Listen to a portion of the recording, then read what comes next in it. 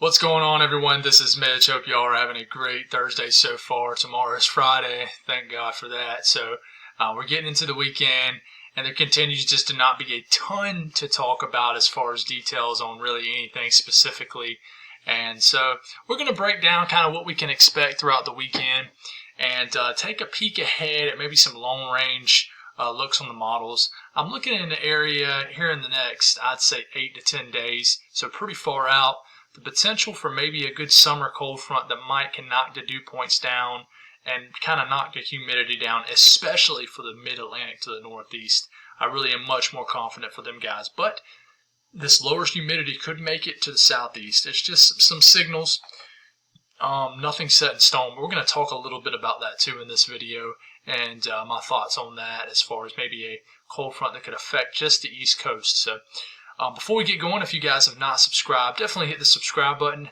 Growth is incredibly slow all of a sudden. I swear it's like I'm looking at my analytics from my YouTube, and it's like way up here, then bam, just goes all the way back down. But kind of expected that. There's not a lot to talk about, which is okay. A break is good. So thank y'all for the support. Like the video if you like it.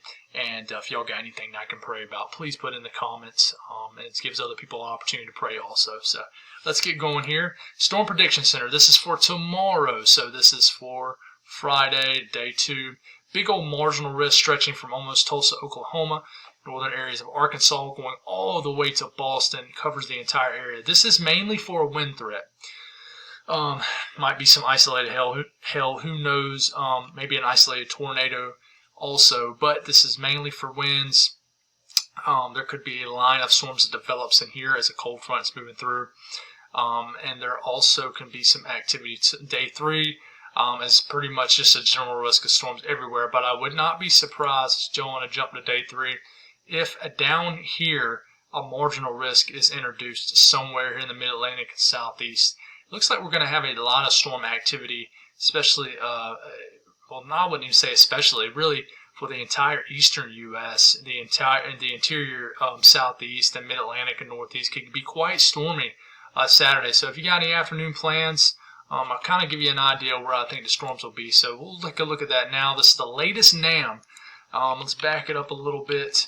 We're going into tomorrow morning. We have activity moving into Arkansas, diminishing because of it's morning time, just not a lot going on, but as you get into the afternoon hours, some pop-up showers and storms, just like any other summer day. More consolidated area of convection and nasty weather and that marginal risk here in Arkansas and areas of Oklahoma and Missouri and Indiana, Illinois, and Ohio. But in the general risk of storms, just some general pop-up storms, pop-up downpours, nothing too much to write home about.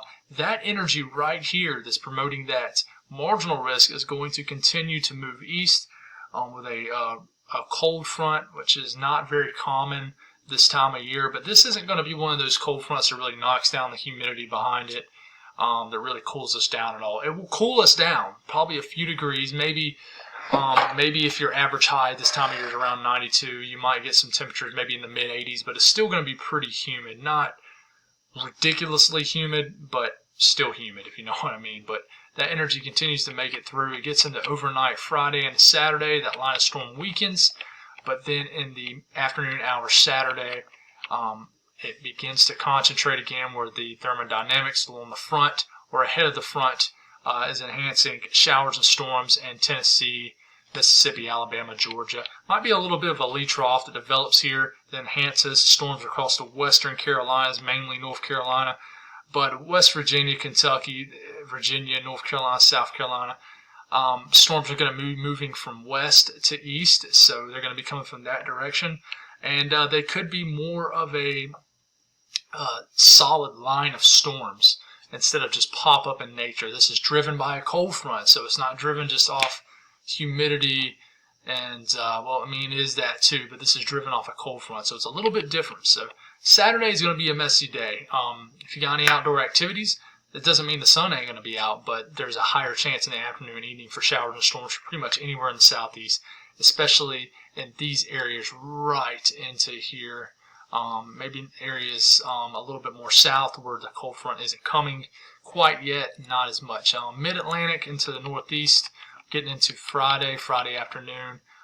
Some pretty nasty storms could really develop in Indiana and Ohio. Watch out for that area for some damaging winds. These storms will try to get their act together and turn more into a linear threat, which is meaning a line of storms could really get going overnight into the Ohio Valley, into Kentucky before they weaken.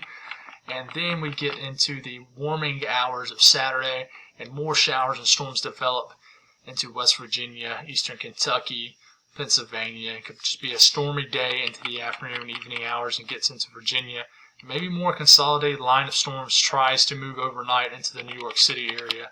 So we'll watch that. What I do want to watch, we'll go on and just X out of that. We don't need that. This is the GEFS ensembles. So the GFS ensembles. So basically, you have the H, which is a ridge of high pressure, which basically means the out west is still baking big time. Tuesday, this is getting into midway next week. Check out the trough, kind of digging into the northeast. So I think the northeast has a chance to maybe have a cold front, is what this is telling me, especially when we start to get about this range. We have to watch this for sure. If you look at the GFS, look at dew points. One thing, especially people who've been watching my channel for a long time now, one huge thing I look at when I'm looking for that first fall cold front, or that first late summer cold front, I guess you can say that's that first cold front that really breaks the back of summer, which, to be honest, for us in the southeast, I think we're still a solid month, 5-6 weeks out before we start looking for that, honestly. I start looking for that back-breaking summer cold front usually about mid to late August is when I start to really look for that. Basically around the start of football season here in the southeast, that's when I start to look for that first cold front that starts to break the back of summer a little bit more.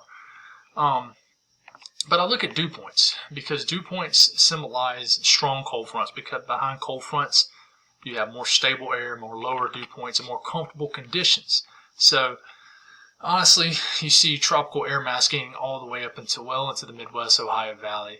But as you get going late into the week, you get a little troughing going over the northeast that keeps us some comfortable low humidity for the northeast, maybe even northern areas of the mid-Atlantic. That moves through, but maybe a more powerful, some kind of cutoff low, maybe just a cold front, a sharp cold front for the northeast mid-Atlantic. Basically, this is some kind of feature that wants to really lower temperatures and lower humidity, maybe not this weekend, but next weekend. So something to look forward. I'll continue to watch this, but maybe a late July rare cold front, some lower humidity, that would be very nice. It hasn't really been hot this summer. We haven't really had any kind of heat wave. It got really warm, really hot in May, but it still really wasn't that bad, to be honest. So I'll tell you what, it's been pretty bad out west. But here in the East Coast, especially the Southeast, I mean, this summer has been about as average as you can get. But we'll continue to watch that. It's hard to figure out what's going to happen with that. The Euro kind of shows this too. You get far out on the Euro, you get about 8 days out. And here it is. Here's that push of lower dew points. These aren't temperatures, these are dew points. And with a trough that digs here. But on the Euro, it really doesn't make it into the deep areas of the south. But at the end of the Euro, which is not reliable, you got a kind of a cold front trying to sweep through the Midwest and the upper Midwest. So we'll continue to watch that. It's not really nothing big to talk about. But that's pretty much all I got, guys. I hope you all have a good day tomorrow, good start to your weekend. I'll try to get a video out tomorrow evening, but it's always a little harder to get videos out on Fridays, especially when there's not much to talk about, because I normally go out with my family, go out to eat and stuff. So thank y'all for tuning in. Y'all have a blessed night and stay safe out there.